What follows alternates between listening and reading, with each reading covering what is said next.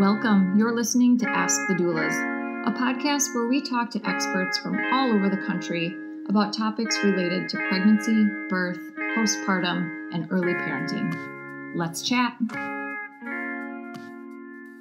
Hello. This is Kristin with Ask the Doulas, and I am thrilled to chat with Mariela De Santiago today. Mariela is the host of the New Mom Talk podcast, and she's also the founder of the Carlsbad Mom Crew. Welcome, Mariela. Hello. Hi. Thank you so much for having me. I'm excited to be here.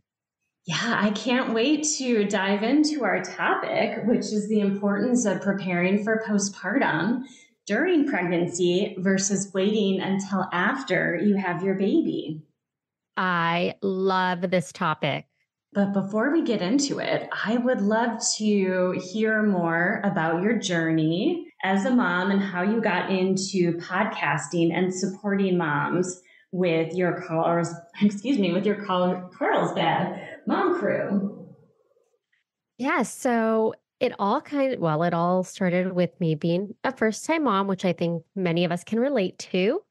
I realized I had a ton of questions and found myself on Google when I should have been napping. You know how they tell you to nap when the baby naps, which is Absolutely possible.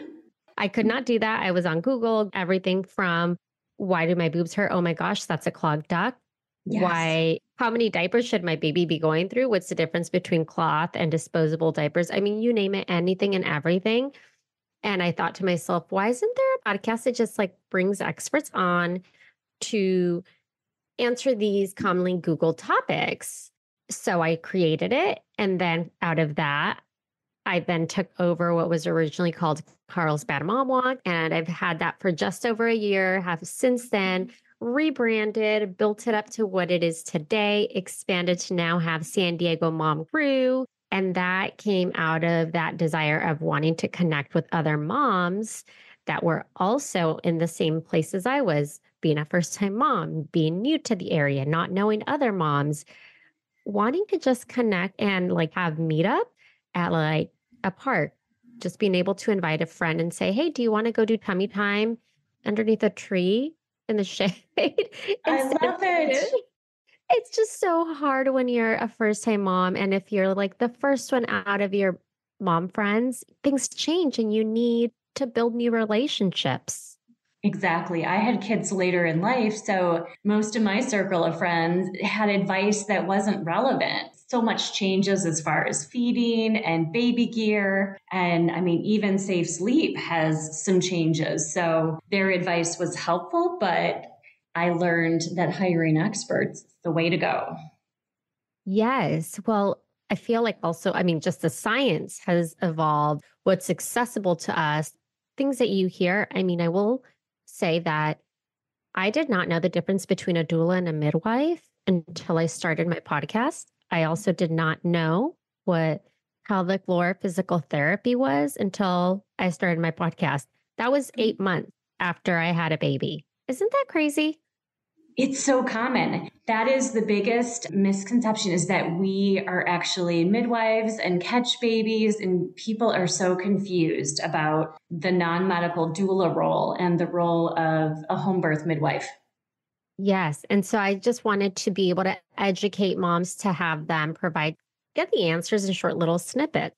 With that came just my love and passion for the whole postpartum stage, which again, I didn't realize until I was in it. And with the Mom Crew, again, you're getting women who may feel very isolated, whether it's baby 1 or baby 4. And it becomes this overwhelming time where people may bring you a meal and it's all about the baby after birth, but then the mother feels left out of it and has emotions they want to process. So being with other moms who are going through the same thing at the same time, and you talked about going to classes together, meeting in a park, can be so beneficial. Yes. Yeah. You're discovering who you are as a new person. You're all of a sudden in charge of another human. you're sleep deprived, your body is so different. And so being able to just find the connection or the support that you need for yourself is so important. Exactly. And I know that your podcast is all about interviewing experts in the birth and baby space, similar to mine, but you learned a bit about some things like doulas, again, the role versus a midwife. You mentioned pelvic floor therapists. What other experts do you feel are important to know about during pregnancy to plan for the postnatal phase? The differences between the doulas, so being able to research or determine, do you want both a birth doula or a postpartum doula? You can't have both. What would serve you best? Meeting with pelvic floor physical therapists to help you during that prenatal stage. Now obviously all of this is check with your doctor before, but finding a workout that helped you during this stage. For me, that was yoga. So there are plenty of prenatal yoga classes that really help you with the stretching and relieving some of the discomforts. I think that's so important because you're moving slower, but you probably still want to move and get stretched out and do some sort of a workout. So for me, prenatal yoga was very important. Now, I already had been working out prior. I know that some of the recommendations change depending on whether you have worked out prior to being pregnant or not. So again, exactly, very personal. Find a sleep consultant if you think you might need one. I know that this is kind of a hot topic. I am all for you do what's best for you. If you think that a sleep consultant is going to serve you, then do that. If you don't need one or don't think you're going to need one, then maybe just hold on to a contact for later on, can start to interview. And sleep consulting gets a bit of a bad rap. We have 4 sleep consultants on our team. I think there's a difference between sleep training and, say, the cry it out method and a customized plan that is based on your family's needs and goals that a sleep consultant would walk you through and support you by text and phone and sometimes in person to implement even very gentle strategies. It doesn't have to be letting your baby cry, closing the door to the nursery, and feeling like you're abandoning your baby or multiple babies. Yeah. And I mean, we did sleep training. We did the Ferber method when my son was probably like 5 months old or so, and it worked. Like that was fine for us. We didn't need anything too crazy or too intense. We didn't just let him cry uncontrollably, but after 2 days, it was great. Now that doesn't work for everyone, and that's okay. Exactly. And you waited some people want to start sleep consulting training very early, and we don't recommend doing that until at least 12 weeks. So you waiting until that 5-month point in time is very helpful. Yeah. And I also I felt like I knew him pretty well. Like he had already been sleeping through the night. We determined, okay, we just went through a pretty intense 4-month sleep regression.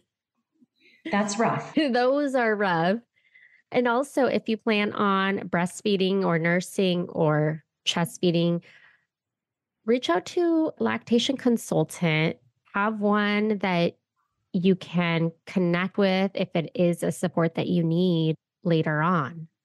Exactly. Such great advice. Taking a breastfeeding class or a pumping class, if the goal is to exclusively pump or understand your options when going back to work, are fantastic. And involving your partner or support person is even better, so they can then support your feeding journey.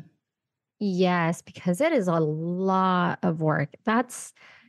I nursed for 19 months and it was tough. Yeah, that's a commitment. Good job. Thanks. I mean, he stopped taking a bottle at like 9 months. So at that point, I was like, okay, well, I mean, I'm home with him. I guess it's easier for me to just put him on the boob than having to pump and then do a bottle. And so it was fine for us in our situation. But I know that can't always be the case, especially if I was working, that wasn't going to be realistic or possible. Exactly. And one thing I'm sure that you face not only with your podcast guests, but also in your mom crew is childcare. I mean, we're in a childcare crisis, figuring out your plan on whether you use a center or an in-home licensed daycare or have a parent. You know, many grandparents are taking on the childcare role. So figuring that out as early in the pregnancy as possible is my recommendation there. Yes. And determining the differences. If you have a spare room in your house, maybe looking into an au pair might be a great alternative that ends up being a little bit more affordable. But that means that now you have a room that's occupied by an au pair. Right. So there's a lot of options. There's now services that are more of mom support one another. If you are needing more of just part-time or maybe a few times a week versus a full-time childcare placement. So there's lots of options. Also, yes, very limited, and it's pretty pricey, right? It is, certainly. And sometimes it can essentially end up being most of your salary. So again, if you're looking at a center or an in-home daycare, it can be quite pricey. And then looking at, the transportation and time involved. And sometimes, as you mentioned, a nanny or a pair is a good solution. And then if you're not interested in live-in, then there's certainly overnight postpartum doulas or newborn care specialists that can come in 7 nights a week or just for a few nights, or as you mentioned earlier, helping during a sleep regression. Yes.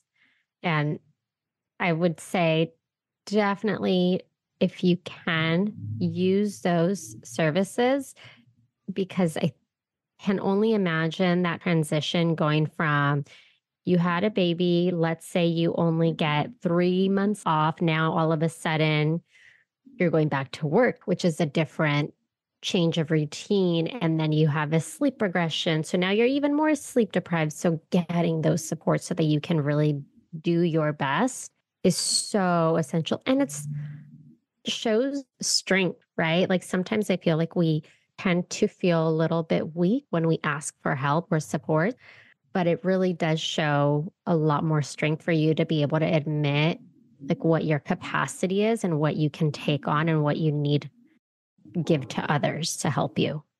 100%. And it can be uncomfortable communicating your needs to others and having those conversations. Certain personality types want to help others, and it's hard for them to ask for help. So again, in prepping for that postpartum phase, having some conversations with family members or your partner about how they can best support you. Yes, that's super important. Oh, and another thing that I didn't mention was therapists. Maybe Yes. have one in hand in case you do end up suffering from whether it's postpartum anxiety or postpartum depression. Like you just want to have a contact, somebody that you either have referred to or that you met and you just had a great connection. But I think it's so much easier to have a list of contacts to reach out to than it is to search for that when you're in the moment and you're overwhelmed. Hey, Alyssa here. I'm just popping in to tell you about our course called Becoming. Becoming a Mother is your guide to a confident pregnancy and birth, all in a convenient 6-week online program. From birth plans to sleep training and everything in between, you'll gain the confidence and skills you need for a smooth transition to motherhood. You'll get live coaching calls with Kristin and myself, a bunch of expert videos, including chiropractic care, pelvic floor physical therapy, mental health experts, breastfeeding, and much more. You'll also get a private Facebook community with other mothers going through this at the same time as you to offer support and encouragement when you need it most. And then, of course, you'll also have direct email access to me and Kristin, in addition to the live coaching calls. If you'd like to learn more about the course, you can email us at info@goldcoastdoulas.com or check it out at thebecomingcourse.com. We'd love to see you there. Exactly. And if you have a doula, part of our role is to give trusted resources in the areas that we work, whether it's a birth doula or a postpartum doula. So we certainly have trusted mental health therapists that specialize in perinatal mood disorders, or sometimes there is a traumatic birth or other issues that could certainly use either a support group or one-on-one therapy. Yeah. And I always tell my husband, if we have another one, I am 1000% getting a postpartum doula if we can. Just the difference between having doula that has those connections, that can recommend different services to you, that knows proper care, somebody that, I mean, I always say this, and I know it probably doesn't sound that great, but paid help versus having your mom or your in-law, somebody that is helping you with the baby. There's a big difference, because I personally would feel a lot more comfortable telling a postpartum doula what I needed help with, because I know I'm paying for that support. And I can always ask for questions such as, hey, can you take a look at my scar? I might have feeling a little uncomfortable on this side of the C-section.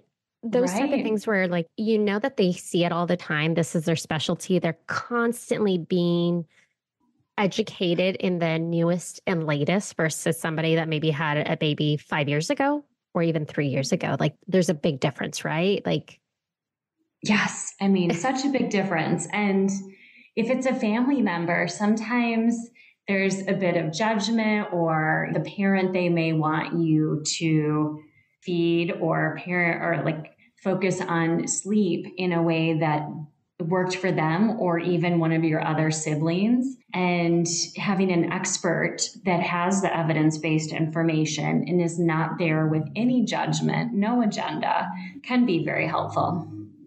yes. And also that can advise you on like the best meals or types of things to eat to help with the recovery process. That can also just help you out with telling you what you need for recovery, as far as, like, let's say like the mesh underwear, or maybe like more pads, whatever it is. A lot easier to an expert or a friend about that than it is to, I don't know, let's say have your mom be with something like that. Exactly. And again, if there's anything that needs a referral, we can suggest calling your OB, calling the pediatrician. We know it's in the realm of normal and can encourage our clients to get additional support. Yes. I love this topic just because it's something that I feel like we tend to not think about very much. It's more of like, we prepare for the baby, we prepare for the nursery, we prepare this registry. And then all of a sudden, like, you have a baby and your visit with your care provider really diminish. You might have hair loss. You are crying all the time. All of a sudden, your body is swollen and different. And so we aren't thinking about, like, what is it that we might need during this stage to just feel as close to human and as the best person that you could be for yourself at this time, while also caring for a new human. Yes, it's beautiful. And certainly I've seen a big trend in friends and family members gifting postpartum support, or a housekeeper, or a diaper service, like different services that can make life easier versus buying that stroller or things that you may not even use until your baby's a year old and just sit around and clutter up your house. Yes. And we spend so much money on baby items that they're going to use for a few short months. One perfect example is a very expensive bassinet, like the one that's a rocker and over $1,000. The snoo, yes. Yes. And I had some people mention that. I personally did not want to go that route because my thought was, that's really expensive. If I need it, then I'll buy it. But I'd rather just go with the one that the baby came with. We did that. My son was in the bassinet for 2 months because he did not like the bassinet, and I did not have to spend over $1,000.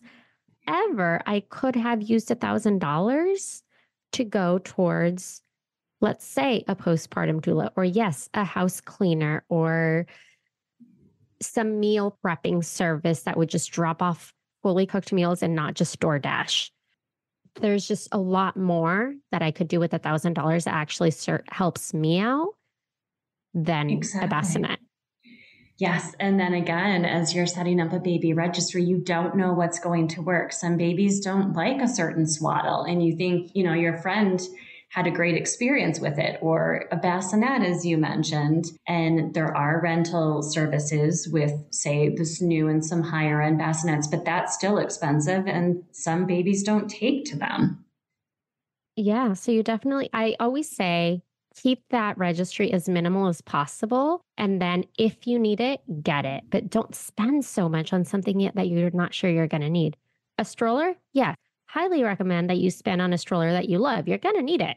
Right. A car seat, a crib. I mean, there's some basic things that whether you purchase them yourself or, register for the baby shower or a sprinkle, and that can be helpful. But until you get into it, you don't really know what your baby's going to need. And some bottles might be, again, great for your sister, but may not work for your baby. Yes. I know. I've heard so many stories about those, and that's tough. Exactly, because they can be pricey. And if you buy all the different nipple sizes and inserts and then it doesn't work, then you either are cluttering up your house and you get frustrated, and then you have to try something else, which may or may not work. Yeah. And another option too, there's a lot of milk freeze dry services now. So that's another great option for postpartum support. Like, you could have people give you money to go towards that, especially if you're wanting to give your little one breast milk for a longer period and you have to go back to work. Well, just get your milk freeze dried, which is expensive, but now that's so much easier for you because you don't have to worry about all of these milk bags potentially going bad depending on who's feeding your baby. It's in a small powder form like formula. So that's a great alternative. Yes. I plan on doing that. Great tip. So what else are you thinking would be essential during pregnancy as far as preparing for a new baby? Have a list of items that you want people to do when they come visit the baby. So yes, people always want to come and visit and hold the baby, but you still can't host, and you shouldn't. So I tell myself this, I will have a list of things, whether it's like, hey, thank you so much for coming to meet my baby. Can you just switch the laundry load for me? And then you can hold my baby. Can you unload the dishwasher? Can you just have them do something for you? Because any little thing like that helps you so much when you're recovering, like you're moving slow. You really need as much support as you can get. And I don't think anyone is going to say, oh, yeah, I'm not going to load your dishwasher. Right. And some people want to help, but they don't know how to help. Yeah. And so having some tasks helps so much. Yeah. And they can just pick out of that. Yeah, some of my clients will put a little sheet on their fridge with a checklist of options that would be a great help. And then a family member or friend can check off the task that they completed, folding a load of laundry, for example, of newborn clothes or towels, or again, unloading the dishwasher or cutting up some snacks and refilling water, things that a postpartum doula would do. Yeah, and they're very simple tasks. It doesn't take very long. That help goes so far. Yes. And running a vacuum, we're not supposed to vacuum after giving birth. Oh, wow. I don't think I knew that, but I didn't vacuum. Okay. Well, that's good. It's just about lifting. You're supposed to reduce the number of times you go up and down stairs. So again, a friend or family member could run downstairs if you're in your room and bring something that you needed. So you're reducing that. And part of it is if you're too active, then that can cause more bleeding in recovery. Yeah. Your body will tell you need to slow down. Other things that you can also add into this registry, which are all of these that we've already mentioned, you can have, I know some people want to have like a birth photographer at their birth. Maybe that's something that you can have people give towards instead of that onesie, or newborn photo shoot where you have a photographer come to your home and catch those moments with your little one, as opposed to you going to a studio and doing all of the little newborn. They're super cute, the newborn photo shoots. We opted for doing the ones where they were in our home, and they're just so special because we didn't have to go anywhere. They cater to the baby's schedule. They're very lenient. If you're feeding, they take pictures of just you in the moment, catching what your reality is at that point.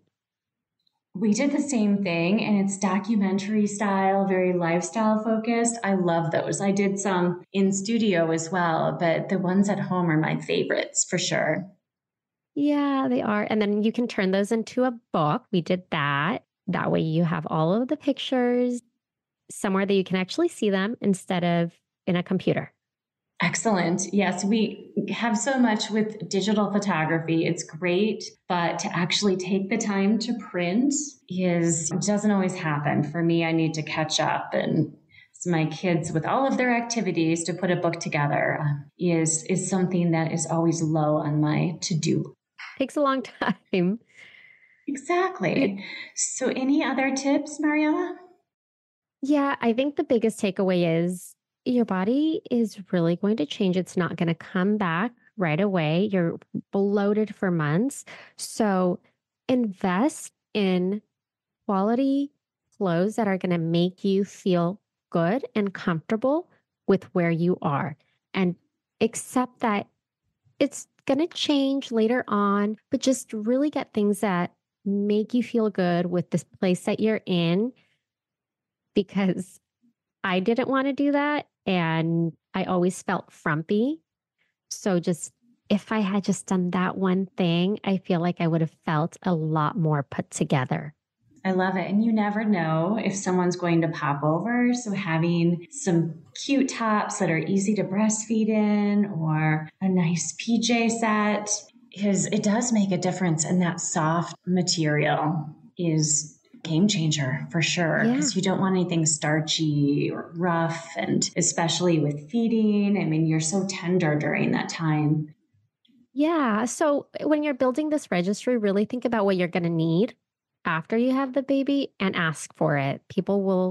I think we're in a place now where we are so willing to support each other and say, oh my God, I love that this person is asking for these nursing bras or that beautiful shirt for themselves. I will get that.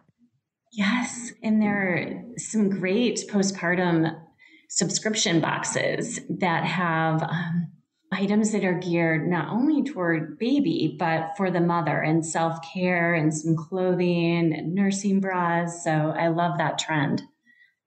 Yes. Oh, thank you so much.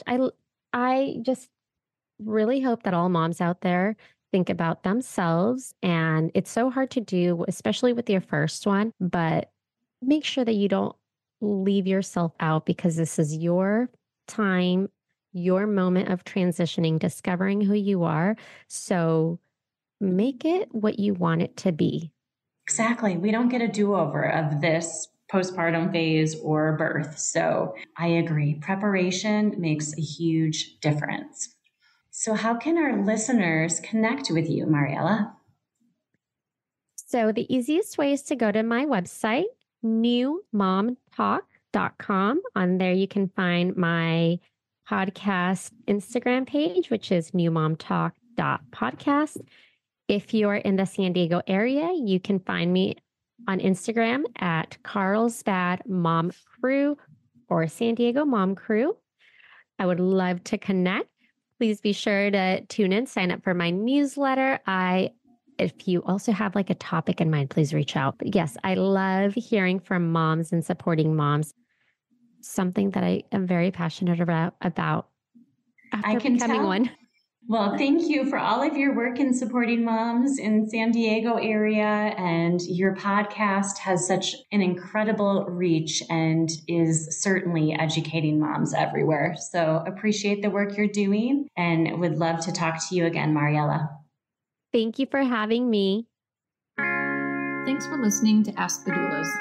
For more information about Gold Coast Doulas, visit us on our website, goldcoastdoulas.com. We're also on Instagram, Facebook, and YouTube. If you like this podcast, please subscribe and give us a 5-star review. Thank you. Remember, these moments are golden.